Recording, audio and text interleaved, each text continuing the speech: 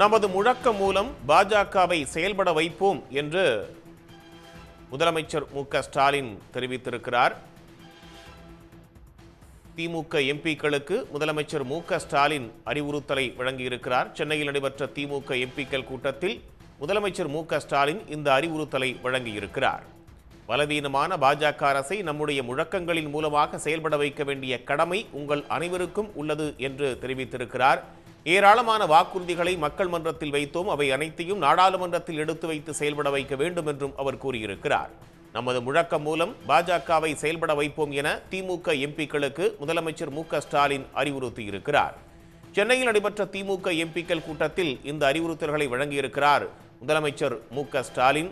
பலவீனமான பாஜக அரசை நம்முடைய முழக்கங்களின் மூலமாக செயல்பட வைக்க வேண்டிய கடமை உங்கள் அனைவருக்கும் உள்ளது என்றும், ஏராளமான வாக்குறுதிகளை மக்கள் மன்றத்தில் வைத்தோம், அவை அனைத்தையும் நாடாளுமன்றத்தில் எடுத்து வைத்து செயல்பட வைக்க வேண்டும் என்றும், 40க்கு 40 என்ற வெற்றியை நாம் அடைந்திருக்கிறோம் என்றும் முதலமைச்சர் குறிப்பிட்டிருக்கிறார். நாடாளுமன்றத்தில் ஆக்கப்பூர்வ விவாதங்களை முன்வைக்க வேண்டும் என்று அறிவுறுத்தியிருக்கும் முதலமைச்சர் மு.க.ஸ்டாலின் நமது முழக்கம் மூலம் பாஜகவை செயல்பட வைப்போம் என்று திமுக எம்பிக்களுக்கு அறிவுறுத்தல் வழங்கியிருக்கிறார்.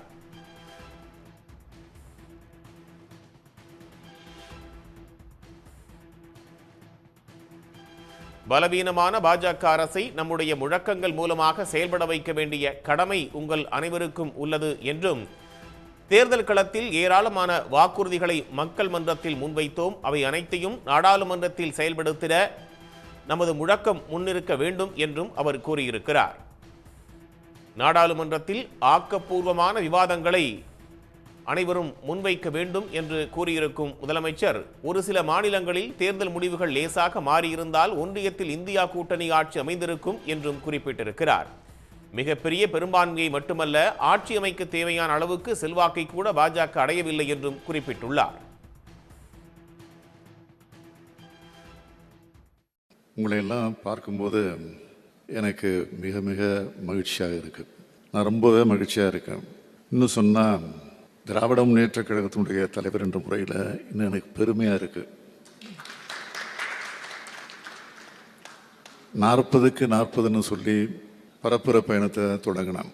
40க்கு 40ங்கிற வெற்றியை நம்ம அடைஞ்சிட்டோம். 40க்கு 40 என்பது இந்த வெற்றி சாதாரண வெற்றி இல்லை. 2004ஆம் ஆண்டு, அதாவது 20 ஆண்டுகளுக்கு முன்னால் தலைவர் கலைஞர் அவர்கள் நமக்கு பெற்று தந்த வெற்றி இது. அந்த வெற்றியை இப்போ நம்ம பெற்றிருக்கோம். இப்போ நம்ம அடைஞ்ச வெற்றிக்கு மிக முக்கியமான சிறப்பு ஒன்று இருக்குது. 2019 நாடாளுமன்ற தேர்தலில் புதுவை உள்ளிட்ட தமிழ்நாட்டோட 39 தொகுதிகள் தான் கைப்பற்ற முடிஞ்சிச்சு. ஒரே ஒரு தொகுதியில் வெற்றி வாய்ப்பு இழந்தோம். இந்த தேர்தலில் அந்த ஒன்றையும் சேர்த்து 40க்கு 40 வென்றிருக்கோம்.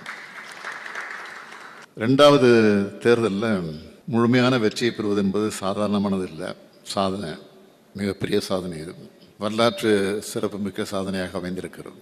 இந்த சாதனை வரலாற்றில் நீங்களும் இருக்கீங்க என்பது தான் உங்களுக்கு இருக்கக்கூடிய பெருமை. நாடாளுமன்றத்தில் அதிக அனுபவம் கொண்ட டி.ஆர். பாலு முதல் முறை எம்பி ஆகிற பலரும் இருக்கீங்க. மிக மிக குறைஞ்ச வயசில் அருண் நேரு பெரம்பலூர் எம்பி ஆகியிருக்காரு. இப்படி எல்லோரும் இதில் இருக்கீங்க. வெற்றி பெறுபவரே வேட்பாளர் என்ற அடிப்படையில் தான் உங்களுக்கு வாய்ப்பு வழங்கப்பட்டுச்சு.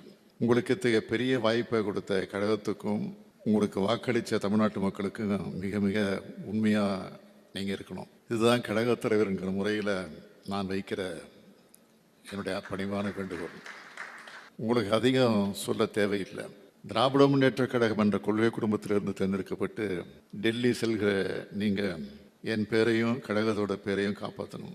ஒரு சில மாநிலங்களில் தேர்தல் முடிவுகள் லேசாக மாறிடுச்சு. ஒன்றியத்தில் இந்தியா கூட்டணி தான் ஆட்சி அமைச்சிருக்கோம்.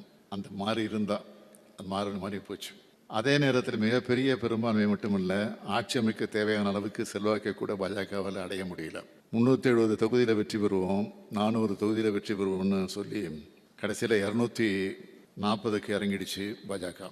இந்த சூழலில் நாம் தமிழ்நாட்டுக்கான கோரிக்கைகளை நாடாளுமன்றத்தில் உறுதியை எடுத்து வச்சு வாதாடணும், போராடணும்.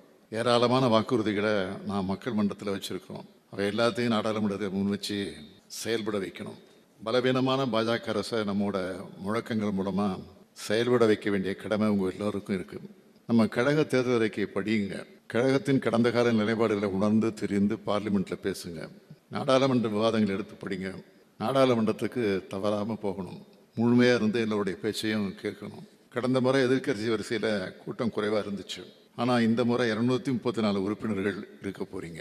ஒரு விதத்தில் பார்த்தா பாஜகவுக்கு சரிக்கு சமமாக இந்தியா கூட்டணி எம்பிக்கள் இருக்க போகிறோம். இந்த வாய்ப்பை ஆக்கப்பூர்வமான விவாதங்களுக்கு பயன்படுத்திக்குங்க. சட்டமன்ற தேர்தலுக்கு இன்னும் 2 ஆண்டுகள் தான் இருக்குது. எனவே நாடாளுமன்ற உறுப்பினர் செயல்பாடுகள் மக்கள் உன்னிப்பாக கவனிப்பாங்க. அந்த எச்சரிக்கை உணர்வோடு செயல்படணும் என்று உங்கள் எல்லோரையும் கேட்டுக்கிறேன். உங்கள் டெல்லி பயணத்துக்கு ஏற்ப பொறுப்பு அமைச்சர்கள், மாவட்ட செயலாளர்கள், சட்டமன்ற உறுப்பினரோடு கலந்து பேசி நன்றி அறிவிப்புக்கான சுற்றுப்பயண திட்டத்தை விரைவில் தயார் பண்ணுங்க. எல்லா பகுதிகளுக்கு சென்ற பொதுமக்களுக்கு நன்றி தெரிவிச்சாகணும். சுற்றுப்பயண விவரத்தை விரைவில் தலைமை கழகத்திற்கு நீங்கள் அனுப்பி வைக்கணும். அனைத்து நாடாளுமன்ற உறுப்பினர்களும் தங்களுக்கான அலுவலகத்தை தொடங்குவதற்கான நடவடிக்கைகளை விரைந்து மேற்கொள்ளுங்க. தொகுதி மக்கள் நாடாளுமன்ற உறுப்பினர்கள் தொடர்பு கொள்ளும் வகையில் தொலைபேசி எண், மின்னஞ்சல் ஆகிய விவரங்களை தொகுதி மக்கள் கிட்ட கொண்டு சேர்க்கிற பணிகளில் ஈடுபடுங்க. உடனுக்குடன் செய்திகளை தெரிந்து கொள்ள சன் நியூஸ் பெல் ஐகானை கிளிக் பண்ணுங்க.